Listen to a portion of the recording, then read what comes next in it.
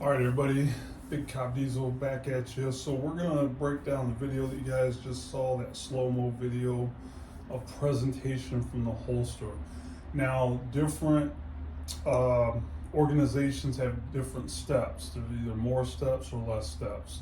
So I'm just going to give you the USCCA version of presentation from the holster.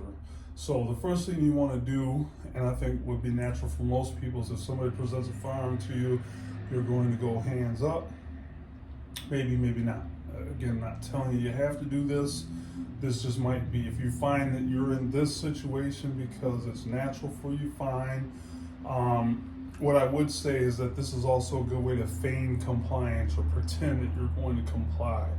I would hope that if somebody is pointing a firearm at you, you already got a game plan in your head of what you're going to do and how you're going to do that. So whether this is your natural reaction to go hands up or you are feigning compliance, either way, from here, now what you're going to do is you're going to get to the firearm. So you have to defeat any garment that you have and any retention devices, should you happen to have a retention device on your holster. So simultaneously, as I'm ripping the shirt up nice and high, I'm getting a good grip on my firearm. I'm going to lift it out of the holster, and then what I'm going to do here is orient my firearm towards the threat. Now, the reason why I'm orienting here is I may have to fire from here. If the person is coming closer to me or they're lifting that firearm, indicating to me that they're about to press the trigger, then I may shoot from here,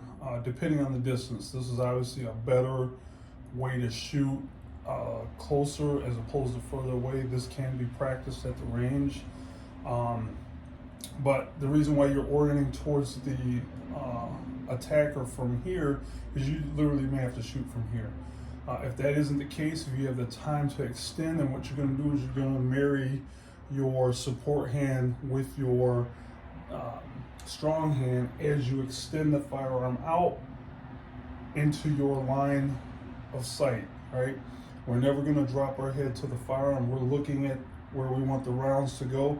So we're going to extend that firearm into our line of view and deliver rounds on target.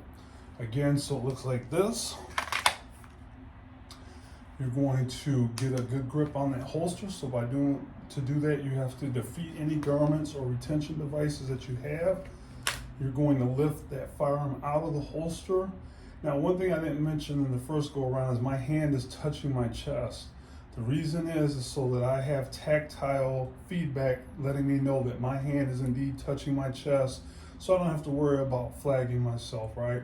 So my hand is against my chest as the firearm comes up. Again, I'm going to orient the firearm to the threat because I may have to shoot from here.